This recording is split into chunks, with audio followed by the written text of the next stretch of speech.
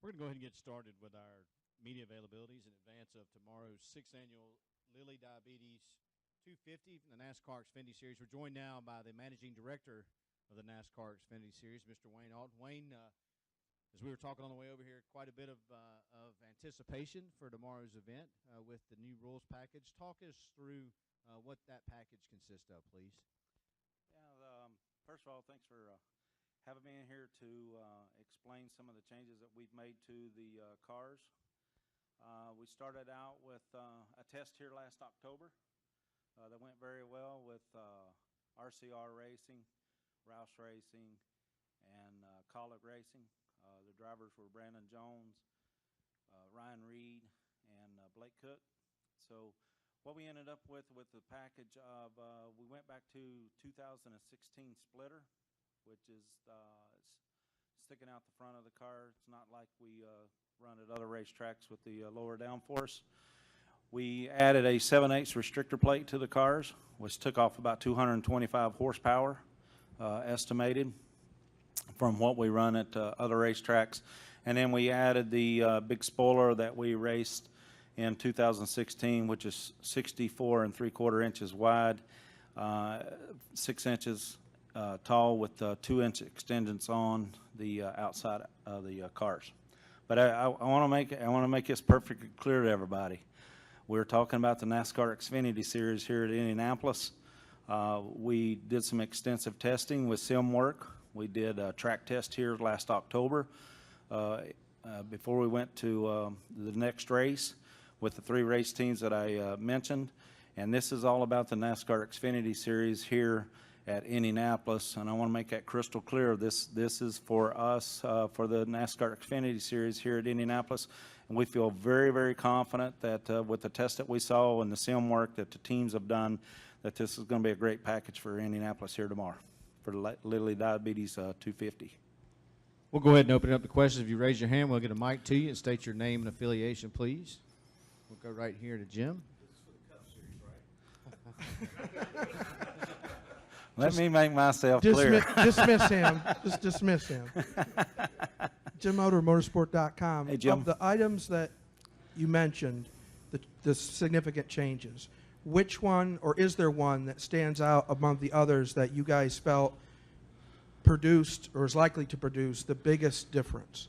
One thing that I failed to mention there was we also added some Aero Ducts to the cars, to the front end, which fit right in the same location that the teams use on the noses of their cars, the lower half where brake ducts go that they normally use.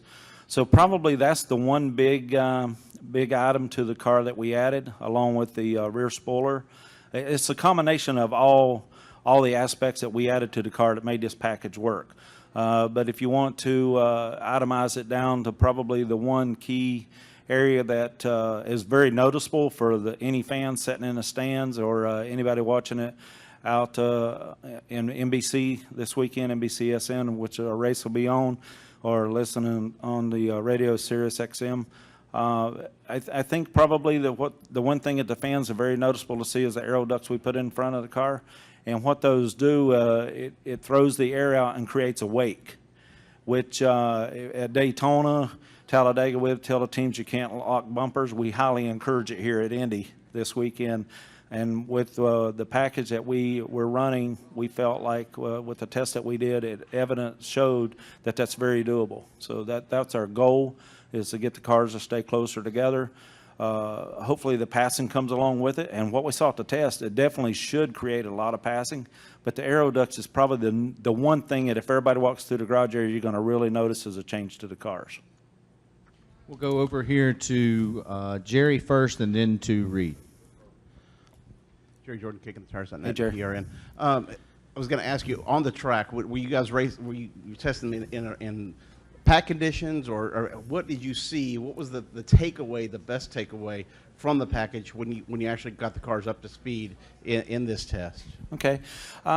Single car qualifying last year, we qualified at a 49.4. That was the pole speed here. Single cars here that we saw at Indy, we let the teams get some adjustments made to the package. Once we settled on which one we were going to do, they ran about 56 seconds. And then in a pack, it was about 54 seconds. So the one thing that we did see, we had the 3 cars running together once that they got their cars dialed in, is about halfway down the front straightaway, we had 2 of the cars lock up and run the single car down and pass them with a slingshot here at the start-finish line going into turn 1. And then whenever they got to turn 2, the third car, the one that really got passed, they hooked back up and went around the car that was actually at the front again. So we feel very confident that it's gonna create some excitement to the race tomorrow. We'll go to Reed. Reed Reed. Spencer. Hi, Wayne. With NASCAR Wire Service. The bigger spoiler on the back, is that to balance the changes on the front? The bigger spoiler, it gets the balance back in the car, but we also had to add the big splitter to the front end to keep that balance there. But what it does also, along with the Aero Ducts making the big wake, the big spoiler will also make that wake, as we've saw in years past with these cars. So it's a combination of all the 4 ingredients that we have on the car that makes this whole package work. It's not one item that really outweighs the other. But the noticeable part is because the fans can really see that the Aero Ducts are in the car. You can't put any screen on them. You cannot absolutely do any obstructions in the ducts, and the ducts have to be in the car. The Aero Ducts have to be in the car at any time they're on the racetrack, unless there's not a nose there. Then obviously, I don't think we need to worry about it then anyway. But definitely while you're on the racetrack, if you're on pit road and something goes through one of the Aero Ducts, you have the opportunity to patch it inside. Or you can replace it. All of our officials on pit road will have a set of the Aero Ducts, a left and a right, so that if a team has an issue with them, then they can change those. If it's only the damage to the Aero Ducts, they can change those without going on the DVP, the damaged vehicle policy. So that's what we've worked with the teams with, but we've been asked a ton of questions already today. Can I pop rivet one on if I knock one off? I had to put the bolts back in. We supplied the ducts to the teams. We supplied the foam for the sealant, and we supplied all the bolts. The teams had absolutely no cost into putting these parts and pieces on the car. They had the rear spoilers from last year. They had the big splitters from last year. Obviously, we always keep control of the restrictor plate that we added to it, which is a 7/8, which is the same thing we ran at Daytona, Talladega already this year. And then we had the ducts in our possession at all times. No teams got to do any kind of aero testing with them. We didn't let anybody buy them. Nobody could get their hands on them. We personally went to every shop in the last 2 months and personally put them in every car that's here at the racetrack today. So when they got here today, they bolted them right in, and we're rolling through inspection right now. We'll stay here in the back to Caleb. Caleb Whistler, Speedway Digest. Caleb. If all the partners deem this as a success, will we potentially see this at later races this year or in 2018?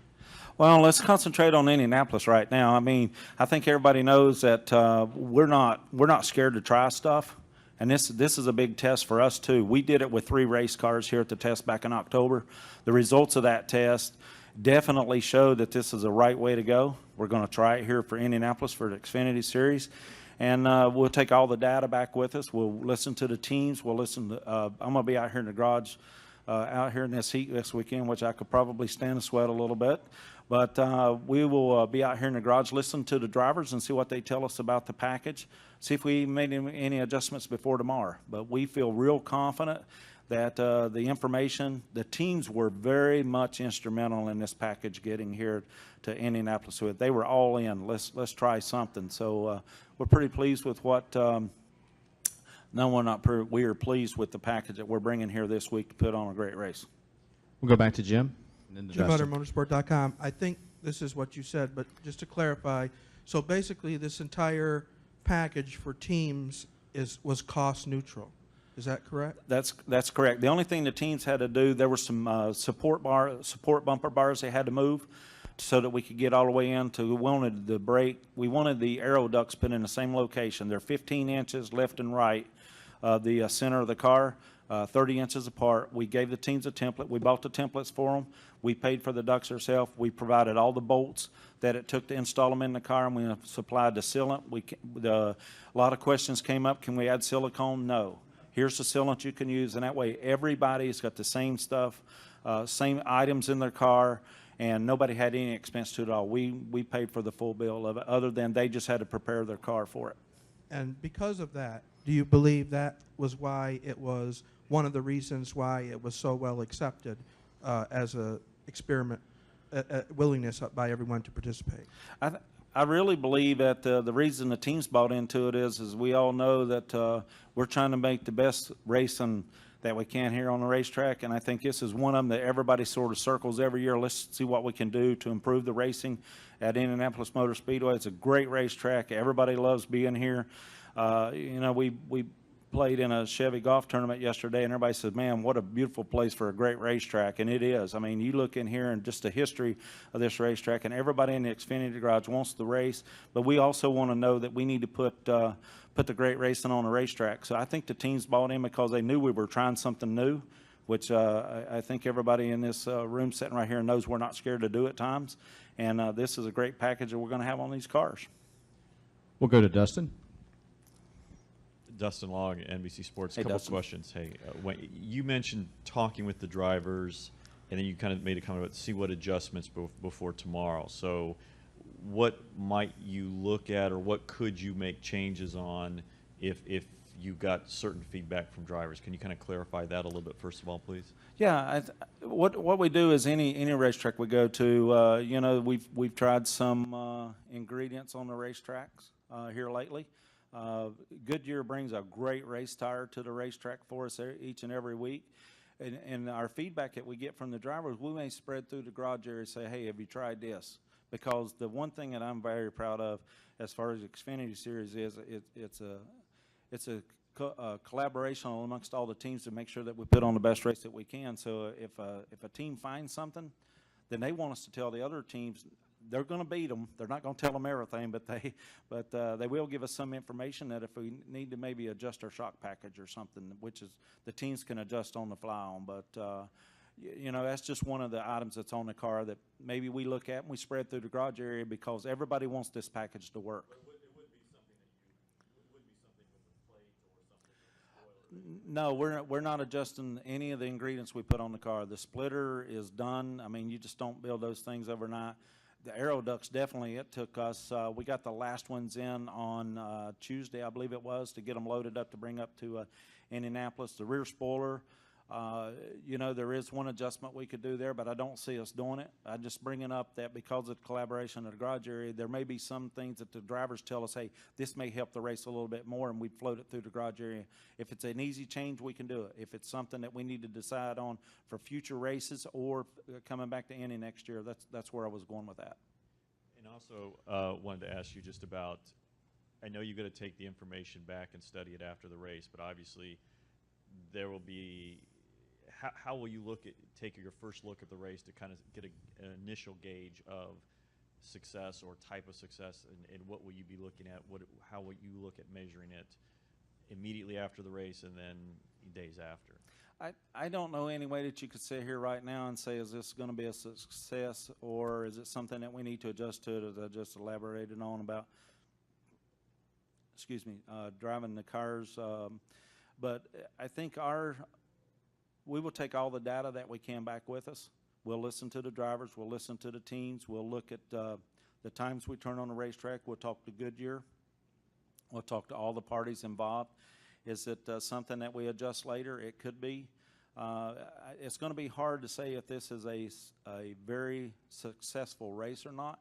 I think we'll listen to our fans and see what they think about it. But we're very excited about it. I tell you what, it's been a while since I've been excited about getting to a racetrack with something new to try it. Because with 3 cars that we had up here in October, it was definitely a big improvement from what me sitting in my seat I've seen here in years past.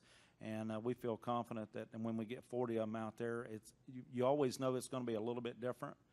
It's probably not going to be exactly what you saw whenever you hear it with tests with 3 cars. We're hoping it's going to be better than what we saw with the 3 cars here at test. Any additional questions for Wayne? Oh, Dustin's got one more. Keep it up, Dustin. That's all right. Wayne, I have on another subject is looking at this season. Obviously, this is the first year with limitations on Cup drivers, 5 years or more, can only do 10 races, and then I know with the playoffs they're limited, and even the younger guys. Mm-hmm. So far this season, you've had 4 regular drivers win, even with this rules package. 3 of the 4 Dash for Cash races, where the veterans were not allowed, were still won by Cup drivers.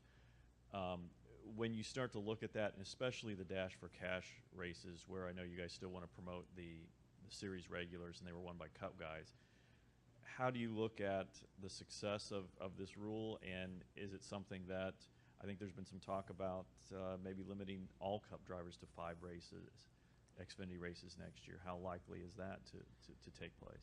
Well, let me start off answering it this way, Dustin. When a driver comes into the NASCAR Xfinity Series, he's a competitor, or she is a competitor.